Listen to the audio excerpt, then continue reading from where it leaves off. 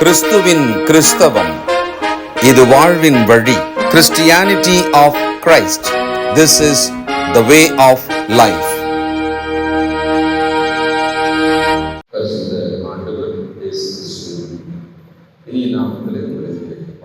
விசேஷமாக நிறைவாக கர்ப்பணியாக பிரசவிக்கும் காலங்களுக்கு மிக நெருக்கமாக இருக்கிற அன்பான சகோதரிக்கு வாழ்வுகளை தெரிவிக்கிறேன். கர்த்தருடைய வார்த்தையிலிருந்து சில ஆலோசனைகளை நாம் கேட்பதன் மூலம் தைரியத்தையும் பலனையும் பெற்றுக்கொள்ள முடியும். ஆச்சரியமான இந்த வேத புத்தகம் மனிதன் எப்படி ஆதியிலே படைக்கப்பட்டான் என்பதை சொல்லுகிறது. அதுபோல மனிதனிலிருந்து மனிதன் உருவாவதை பற்றியும் இந்த வேதம் சொல்லுகிறது. மண்ணிலிருந்து ஆதாமை உண்டாக்கினார். ஏவாளை ஆதாமின் விலாம் எலும்பிலிருந்து உண்டாக்கினார். ஆதாம் ஏவாளிடத்திலிருந்து பிள்ளை பிறந்தது. இன்றைக்கு நாம் அதே மாதிரியாக பிள்ளை பிறப்பிக்கும் தேவனுடைய ஆசீர்வாதத்தை பெறுவோம். இப்போ வேதம் இதை குறித்து என்னெல்லாம் சொல்றது, பிரசவ காலத்தை பற்றி அதில் என்ன நடக்கும் என்ற சில விஷயங்களை ரொம்ப ஆச்சரியமா வேதம் நமக்கு சொல்றது. எல்லாமே உங்களுக்கு தெரிஞ்சதா இருக்கலாம், சில இடம் உங்களுக்கு ரொம்ப ஆச்சரியமாகவும் இருக்கலாம். ஆதியாகமம் 25ஆம் அதிகாரம் 24வது வசனம். பிரசவ காலம் பூரணமான போது, அப்படியானால் பிரசவ காலம் அப்படின்னு ஒன்று இருக்கு. மாரிக்காலம், கோடைக்காலம் அப்படின்னு சீதோஷ்ண நிலைக்கு சொல்ற மாதிரி ஒரு மனுஷனோட வாழ்க்கையில, குறிப்பாக ஒருவர் தாயாகும் போது அவர்கள் கர்ப்பம் தரித்ததிலிருந்து பிரசவிக்கிற அந்த நிமிஷம் வரைக்கும் அதை பிரசவ காலம் என்று சொல்கிறோம். அப்போ அந்த பிரசவ காலம் தொடங்குகிறது, அது பூரணமாக ஒன்றில் நிறைவடைய வேண்டும். அப்போ ஒரு பிரசவ காலம் ஒன்று இருக்கு. இந்த உலகத்துல இன்றைக்கு நீங்க பார்த்தீங்கன்னா, நாம் இந்த சமுதாயத்தை பார்க்கும்போது பிரசவிக்கிறதுக்காக, தன்னில் ஒரு கரு உருவாக வேண்டும் என்பதற்காக லட்சங்களை நம்முடைய பட்டணத்திலே செலவு செய்கிறார்கள். சில லட்சங்கள், 10 லட்சம் 15 லட்சம் என்றெல்லாம் செலவு செய்கிறாங்க. அப்போ கருவிலே கடவுள் தனக்கு ஒரு குழந்தையை கொடுக்க வேண்டும்.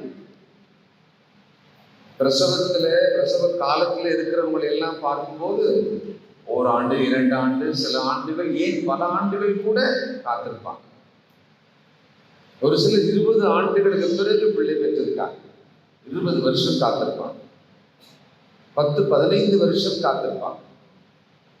அப்ப அந்த பிரசவ காலம் அப்படின்றது பெற்றுக்கொண்டவர்களுக்கு ஒரு அனுபவம், பெறாதவர்களுக்கு ஒரு பெரிய ஏக்கம், வேதனை.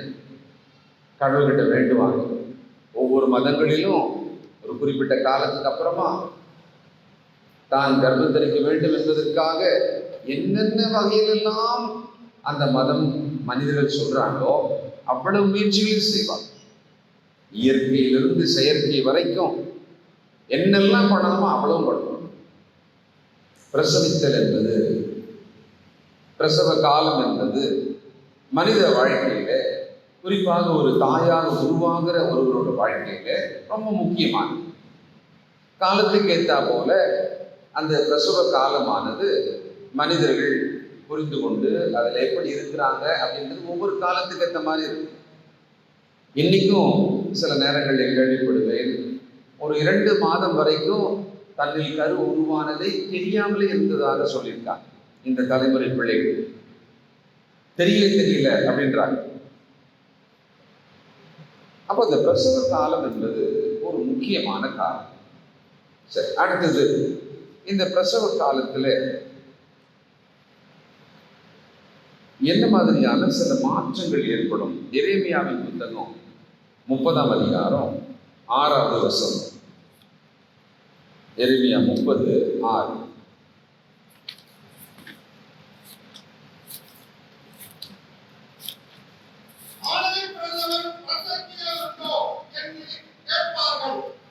ஆணாய் பிறந்தவன் பிரசவிக்கிறது உண்டோ என்று கேட்பார்கள். வாய்ப்பில்லை. பிரசவிக்கிற ஸ்திரியை போல் இடுப்புகளின் மேல். அப்போ பிரசவ காலத்துல ஒரு குறிப்பிட்ட ஸ்டேஜுக்கு மேல அந்த பெண்மணி என்ன பண்றாங்களா, இடுப்புல கையை வைக்கிறாங்களாம். பாரமா இருக்கு, இல்லை தான் நடக்கணும் இல்லையா. அப்போ அந்த ஒரு சாயல் என்ன, அதாவது இஸ்ரவேல் மக்களுக்கு அந்த ஆண்களுக்கு ஒரு கருத்து சொல்ல போறாரு தேவன். சொல்லும் போது சொல்றாரு, இது மாதிரி நீங்க பண்ணுவீங்களா அப்படின்றாரு. அப்போ இடுப்பு மேல கையை வைக்கிறது. இன்னும் கூடுதலா இன்னொரு விஷயம்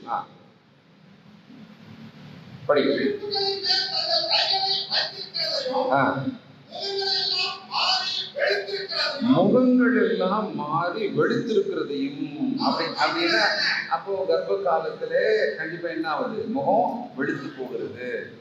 ஏன் முகம் வெளுத்து போகுது? இந்த காலத்துல இருக்கிற இந்த தலைமுறை பிள்ளைகளுக்கெல்லாம் இரும்பு சத்து ரொம்ப குறைவுன்னு இப்ப சொல்றோம் இல்ல. பொதுவாகவே கர்ப்பம் உருவான பிறகு, அந்த கர்ப்பத்தில் குழந்தை உருவான பிறகு அந்த குழந்தைக்கான போஷாக்கை தாயினிடத்தில் எடுத்துக்கொள்ளும் போது எந்த காலமா இருந்தாலும் சத்துக்கள் குறைய ஆரம்பிக்கும்.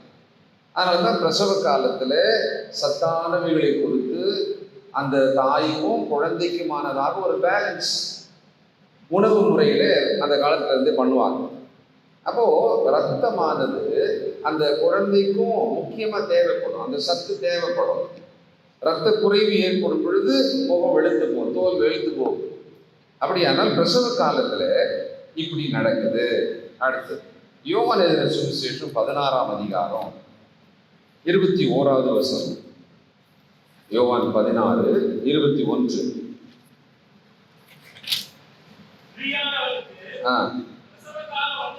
பிரசவ காலம் வந்திருக்கும் போது அவள் துக்கம் அடைகிறாள். போதும். இந்த துக்கம் அடைகிறாள் அப்படின்னா என்ன அர்த்தம்னா, அந்த பிரசவ காலத்துல இருக்கிற சேலஞ்சு தான். தூக்கம் இல்லைன்றாங்க. ஏன்னா ஒரு சிலர்லாம் இங்க சபையில பார்த்துருக்கிறேன், ஒரு 3-4 மாசம் வரைக்கும் பச்சை தண்ணி வாயில போனா கூட வாந்தி எடுத்துடுறாங்க. அவங்களுக்கு பயங்கரமா இருக்குது. ஒவ்வொரு நாளுமே விடிஞ்சதுல இருந்து 3-4 மாசத்துக்கு ஒரு பிள்ளைகள்லாம் 2 நாளைக்கு ஒரு முறை போய் ட்ரிப் சேர்த்துற அளவில் இருந்தாங்க அவங்களுடைய பிரசவ காலத்தில். அப்போ அவங்களுக்கு என்ன ஆகுதுன்னா, கரு உருவானதின் சந்தோஷம் ஒரு பக்கம் இருக்கிறது.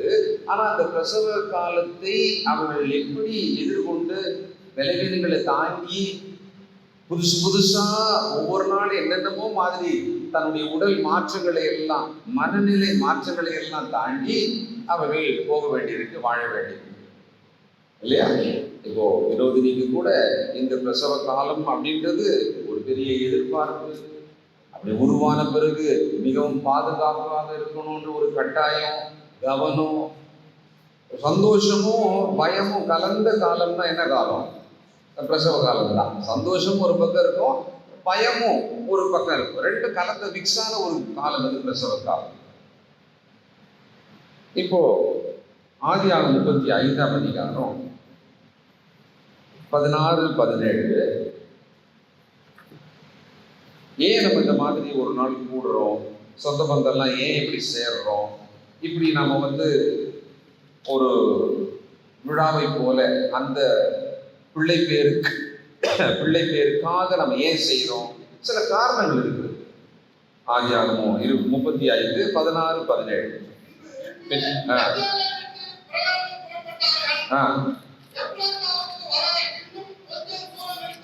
இருக்கும்போது பிள்ளை பெற்றாள். பிரசவிக்கிற சமயத்துல என்ன வேதனை? கடும் வேதனை உண்டாகும். அப்போ பிரசவிக்கிற செயல் இருக்கு இல்லையா, ரொம்ப வேதனையானது. சொல்லுவாங்க பெரியவங்க எல்லாம், உயிர் போயிட்டு உயிர் வரும்வாங்க. உயிர் போகிற அளவுக்கு ஒரு வேதனை வரும் அப்படின்வாங்க இல்லையா. கடும் வேதனை. 17ஆம் வசனம். பிரசவிக்கும் போது கடும் வேதனை இருக்கையில், அந்த காலத்துல மருத்துவ வச்சுதான் வீட்டிலேயே பார்த்துருவாங்க. பார்த்து போதும், பயப்படாதே. ஏன் போதுன்னு தெரியுங்களா? அதுக்கப்புறம் என்ன இருக்கு? அது ஒரு பெரிய பிரச்சனையா இருக்கு. நிறைய பேருக்கு என்ன, பையன்தான் வேணும், பொண்ணுதான் வேணும், பொண்ணுதான் வேணும், பையன்தான் வேணும். இல்லை, நம்ம அந்த மாதிரி நினைக்கிறதுக்கு எந்த உரிமையும் நமக்கு கிடையாது. முதல்ல அதை ஞாபகம் வச்சு, பிரசவிக்கிற ஒரு விஷயமே பாக்கியம். கடவுளுக்கு ரொம்ப நன்றி சொல்லும். அந்த பிரசவ காலத்தை கர்த்தர் சுகமாக நம்மளை வச்சிருக்கிறாரா, கடவுளுக்கு நன்றி சொல்லும். பிரசவிக்க சமயம் வந்த பிறகு அதில் கர்ப்ப வேதனை, கடும் வேதனை வந்தும் அந்த பிள்ளை பிறக்கிறதா, கர்த்தருக்கு நன்றி சொல்லும். அந்த குழந்தை என்ன அப்படின்னு பார்த்த உடனே நமக்கு தெரியும், குழந்தை பிறந்த பிறகு தெரியும் அது என்ன குழந்தை. எந்த அளவுக்கு மனிதன் கர்ப்பத்தில் இருக்கிற குழந்தை என்னன்னு ஆவலா இருக்கிறான் அப்படின்னு சொன்னா, ஒரு விஷயம், நீங்க இந்த பிரசவ வார்டுல எல்லாம் போனீங்கன்னா, குறிப்பா ஸ்கேன் இடத்துலாம் போனீங்கன்னா, ஒரு ப்ளூ கலர்ல ஒரு போர்டு ஒன்று இருக்காங்க, ஒரு முக்கிய அறிவிப்பு அப்படின்னு ஒன்று இருக்கும். அதுல என்ன போட்டிருப்பாங்க, பிள்ளை குழந்தையின் பாலினத்தை சொல்லுவது சட்டப்படி குற்றம். இல்லையா? அவங்க நம்ம கிட்ட சொல்லுவாங்கன்னு சொன்னா அது சட்டப்படி குற்றம். நம்ம அதை கேட்கறது எப்படி, உள்ள இருக்கும்போது, கர்ப்ப காலத்துல பிள்ளை உள்ள இருக்கும்போது எனக்கு பையன்தான் வேணும், எனக்கு பொண்ணு தான் வேணும் அப்படின்னு கேட்டா அது கண்டிப்பா என்னதான் இருக்கும், சட்டப்படி குற்றம். தேவனுடைய பார்வையிலே அது குற்றம். அவர் எனக்கு எதை கொடுக்கணும்னு அவர் தீர்மானிக்கிறார். ஒரு அறிவியல் பூர்வமான ஒரு விஷயம் சொல்றேன். ஒரு பிள்ளைக்கு, அதாவது ஒரு கர்ப்பிணிக்கு ஆண் பிள்ளை பிறக்கிறது, பெண் பிள்ளை பிறக்கிறதுன்னு வச்சுக்கோமே, அது யாரால் முடிவு செய்யப்படுகிறது? சரீர பிரகாரமா பார்த்தா கூட தெரியுங்களா இருக்கிறது, ஆணாலையா பெண்ணாலையா? ஆணாலதான் முடிவு செய்யப்படுது. வேற கையை தூக்கி சொல்லிட்டீங்கம்மா நீங்க. இது நிறைய பேர் தெரியல. இது நிறைய பேர் தெரியாதனால என்ன நினைக்கிறாங்க, அம்மா கொஞ்சம் காஃபி எடுத்துனுவாமான்னு சொன்னா காஃபி போட்டு எடுத்துன்னு வர போறாங்க கிச்சன்ல. ஏன்னா காஃபி தூள் இருக்கும், டீ தூள். இல்லை இன்னைக்கு எனக்கு காஃபி வேணாம், நீ டீ கொடுன்னு சொன்னா டீ போட்டு எடுத்துன்னு வர போறாங்க. அது மாதிரியா வயிற்றுக்குள்ள இருக்கிற வளர்ந்து கொண்டு இருக்கிற ஒரு கருவை, ஒரு சிசுவை, நீ எனக்கு பொண்ணுதான் பெத்து கொடுக்கணும், நீ எனக்கு பையன்தான் பெத்து கொடுக்கணும்னு கேட்டா அது எப்படி முடியும்? அதை கர்த்தர் முடிவு செய்கிறார். பிள்ளையை கர்த்தர் கொடுக்கிறார், அவர் முடிவு செய்கிறார். மனுஷனே பயப்படுறான் சொல்றதுக்கு. அப்படிதான் ஒருத்தன் ஹோட்டலா போயிட்டு விவரம் சொல்லுவான். இருப்பான்னு ஒரு தம்பி, அவர் துபாய் போயிட்டு அங்க ஸ்கேன் எடுத்துட்டு, அங்க சட்டம் கிடையாது துபாயில. அவர் என்ன பண்ணிட்டாரு, அந்த கருவுக்குள்ள இருக்கிறது இதான் குழந்தை அப்படின்னு சொல்லிட்டு ஒரு அனௌன்ஸ்மெண்ட் கொடுத்துட்டார். நீங்க வந்த உடனே பிடிச்சி ஜெயில போட்டாங்க அவர். ஏன்னா அந்த மாதிரி சொல்ல அங்கிருந்து சொல்லிக்கலாம், அங்கே இருக்கலாம் அவர் ஆக்சுவலா. ஆனா இங்க சொன்னா அது குற்றம். அதுக்கப்புறமா வழக்கு, வக்கீல வச்சு வெளியில வந்தார். அதனால பெரியவங்கலாம், இனி எனக்கு இந்த செய்தி எதுக்குன்னு நீங்க யோசிக்கலாம். உங்களுக்கு இல்லை, உங்களுக்கு சந்ததிக்கு தெளிவா சொல்லணும் இல்லையா? தலைமுறைக்கு சொல்லணும். அப்பா, ஒரு பெண்ணோ ஒரு தாயோ தகப்பனோ அவர்கள் பிள்ளைகிற விஷயத்துல ஆண் தான் வேணும், பெண் தான் வேணும் அப்படின்னு ஒருத்தர் சொல்லவே முடியாது. அதை தேவன் டிசைட் பண்றாரு. அந்த இடத்துல நான் டிமாண்ட் பண்றேன்னு சொன்னா நான் யாரை குற்றவாளியாக போறேன்? தேவனை குற்றவாளியாக போறேன். அப்போ இந்த இடத்துல முக்கியமா என்ன பார்த்தோம், ஒரு முக்கியமான வார்த்தை பயப்படாதே அப்படின்னு ஒரு வார்த்தை, பயப்படாதே. சரி, இன்னொரு விஷயம் பார்ப்போம். சங்கீதம் 48 6வது வசனம். சங்கீதம் 48 6.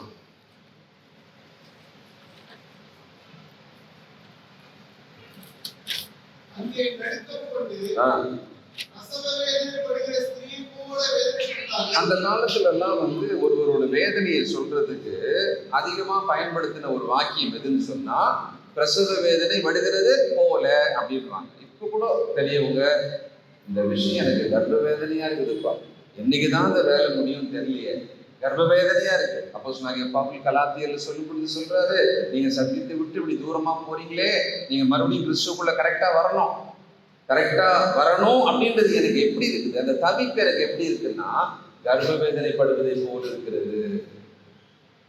அது எனக்கு கர்ப்ப வேதனைப்படுவதை போல இருக்கிறது. அப்படின்னா என்ன அர்த்தம்? ஒரு ஒரு புதிய விஷயத்தை பிறப்பிக்கிறதற்கு நமக்குள்ள ஒரு அவஸ்தை இருக்கும் பார்த்தீங்களா? அது என்னன்னு சொல்லி சொல்றாங்க, ஒரு வழக்கு மொழி போல, கர்ப்ப வேதனை போல அப்படின்னு சொல்றாங்க. யாத்திராகமம் 1:19. இது ரொம்ப முக்கியமான பாயிண்ட், கவனிங்க. யாத்திராகமம் 1:19.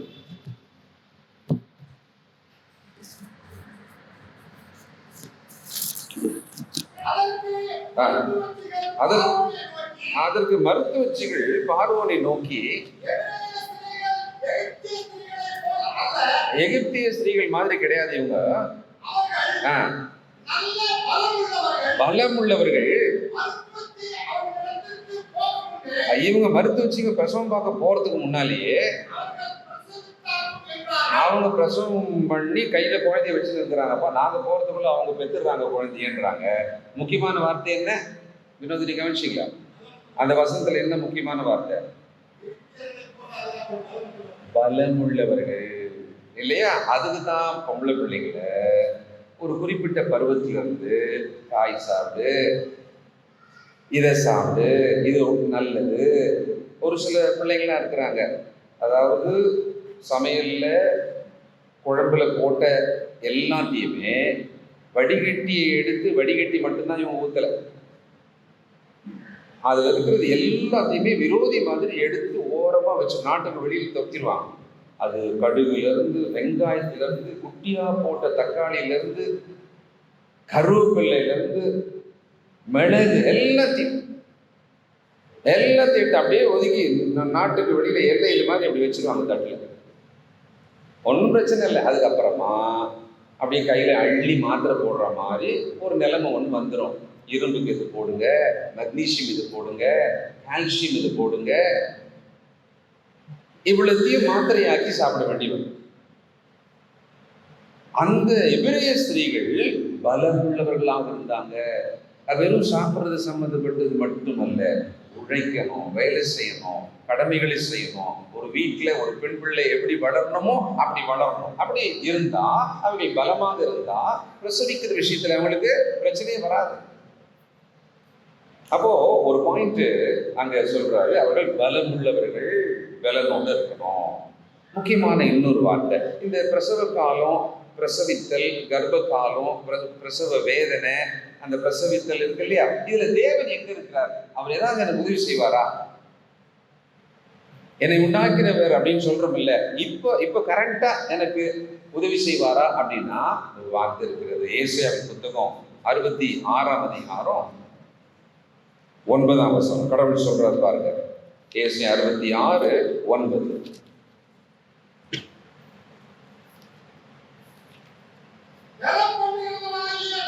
பெற பண்ணுகிறவராகிய நான்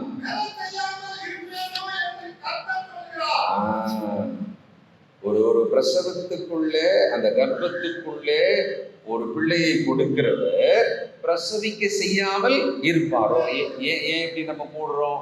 நம்மளாம் ஏன் இன்னைக்கு வசனத்தை வாசிச்சு ஜெபம் பண்ணிட்டு எல்லாரும் அந்த பிள்ளை எனக்கு எல்லாரும் என்ன பண்ணுவோம்? பயப்படாதம்மா, எல்லாம் ஒன்றும் பயப்படாதம்மா அப்படின்னு சொல்லிட்டு பலப்படுத்தி தைரியப்படுத்தி அவர்களுக்கு வாழ்த்து சொல்றோமா இல்லையா? அது ரொம்ப முக்கியமானது, வாழ்த்து சொல்வது. எலிசபெத்தை போய் மரியாள் வாழ்த்து சொன்னாங்களாம். அவங்க ஒரு 6 மாசம் கர்ப்பிணியா இருக்கும்போது இவங்க வாழ்த்து சொல்லும் பொழுது என்ன ஆச்சுங்களாம்?